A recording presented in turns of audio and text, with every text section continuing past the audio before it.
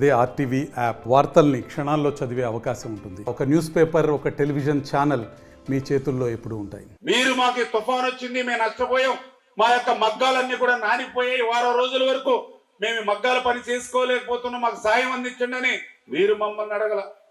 మేము కూడా ఈ రకమైన నష్టం జరిగింది, వీళ్ళకి సాయం చేయాలని మేము ముఖ్యమంత్రిని అడగల.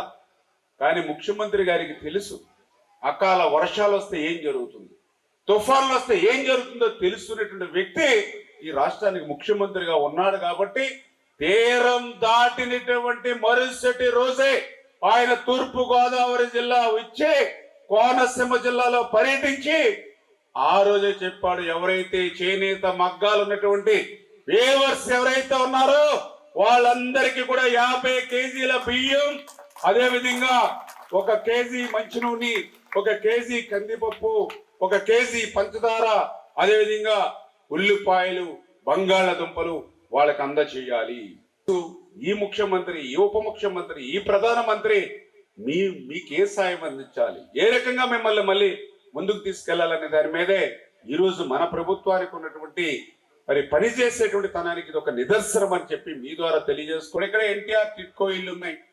వేళ ఎన్టీఆర్ టిట్కో ఇల్లు ఆ రోజు మన ప్రభుత్వం 19 తర్వాత కంటిన్యూ అయ్యి ఉంటే ఇవాళ టిట్కో ఇళ్ళన్నీ మీ చేతిలో భద్రంగా ఉండేవి, మీరు ఆ ఇళ్లలోకి వెళ్ళి కాపురం చేసి ఉండేవారు.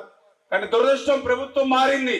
ఎంత నష్టం జరిగిందో ఒక్క నిమిషం ఆలోచించండి. మీరు 14-19లో మీకు 6 లక్షల ఖర్చు పెట్టి మీకు ఇల్లు నిర్మాణం చేశాం. 19-24లో వాళ్ళు ఏం చేశారు? వాళ్ళు కూడా చేశారు పాపం. ఏం చేశారు? మేం కట్టినటువంటి మీ ఇంటిని మిమ్మల్ని బ్యాంకుల దగ్గర తీసుకెళ్లి తాకట్టు పెట్టి 6 లక్షల రూపాయలు తీసుకున్నారు. అంటే మేము 6 లక్షల రూపాయలు విలువ మీకు ఇచ్చాం, 6 లక్షల రూపాయల అప్పు వాళ్ళు మీకు ఇచ్చారు. ఎంత తేడా ఉందో మీరు ఒక్కసారి అర్థం చేసుకోండి. అంటే ప్రభుత్వం